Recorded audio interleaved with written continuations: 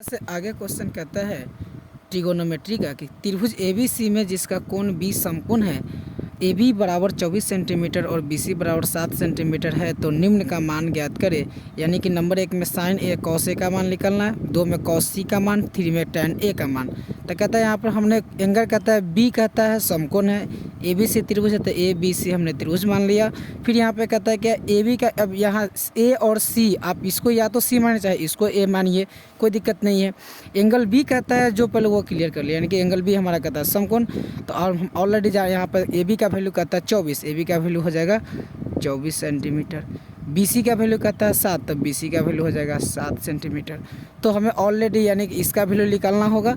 तो Pythagoras theory से जब हम आ जाते हैं तो हमको ऑलरेडी अच्छा इसको कहते हैं पी समकोण के सामने कहता है यहाँ पर साइन ए पहले करा निकालने के लिए ना, तो साइन ए जैसे निकालने के लिए कहेगा, यानी कि एंगल हम न्यून कोण इसको ले लेते हैं, एक्यूट एंगल वाला ए हो जाएगा। तो सबसे पहले हम इसका वैल्यू निकालते हैं, यानी कि ए सी, यानी कि ये हो जाएगा क्या, ये हो जाएगा ए सी का वैल्यू पहले निकाल लेते हैं। ए सी बराबर क्या हो जाएगा √अंडर ए बी का स्क्वायर प्लस बी सी का स्क्वायर, ए बी का स्क्वायर प्लस बी सी का स्क्वायर। तो ए बी का वैल्यू कितना हमारे पास है, तो ए बी का वैल्यू 24 का स्क्वायर अब प्लस बी सी का वैल्यू 7 का स्क्वायर। ऐड कर लेते हैं इसको तो 24 का स्क्वायर हो जाएगा कितना 576, 7 का स्क्वायर 49, इसको ऐड कर लेते हैं तो 6 5 9 6 15, 7 5 7 4 11 12 के 2 5 1 6, यानी कि हो गया 25 सेंटीमीटर। यानी कि ए सी का वैल्यू हमारे पास टोटल कितना हो गया 25 सेंटीमीटर। पहले कहता है साइन ए कहता है, तो हम ऑलरेडी कहता है साइन ए वाला जैसे एक्यूट एंगल ए कह रहा है, यानी कि ए का वैल्यू लेकर चलेंगे तो एक्यूट एंगल के सामने वाले को हम क्या कहते हैं, एक्यूट एंगल के सामने को पी कहते हैं, और राइट एंगल के सामने को एच कहते हैं। जो बच गया सो बेस हो गया, यानी कि बी हो गया।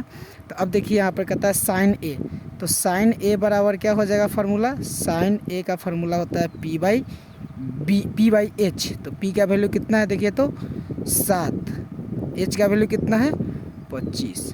इसी तरह से आगे कहता है कॉस ए का वैल्यू, कॉस ए कहता है बी बाई एच, तो बी का वैल्यू कितना है 24 सेंटीमीटर, 24 सेंटीमीटर। अब बाई एच का वैल्यू कितना है, एच का वैल्यू 25 सेंटीमीटर। ये हमारा आंसर हो गया। इसी तरह से आगे कहता है अगेन में, फिर क्या कहता है क्वेश्चन कह रहा है कॉस सी। अब एक 3 का बना लेते हैं इसी में, एक का तो आंसर हो गया, 3 का इसी में कर लेते हैं। कहता है टैन ए, टैन ए का फार्मूला क्या होता है, टैन ए, टैन ए का फार्मूला होता है क्या पी बाई बी। देखिए तो हम एक्यूट एंगल यहाँ भी करा लेने के लिए, तो एक्यूट एंगल इसको लेकर चलेंगे तो पी बाई बी, पी का वैल्यू कितना हो जा रहा है 7, बी का वैल्यू कितना जा रहा है 24। अब इसी एक ये आंसर हो गया, दूसरा ये आंसर हो गया।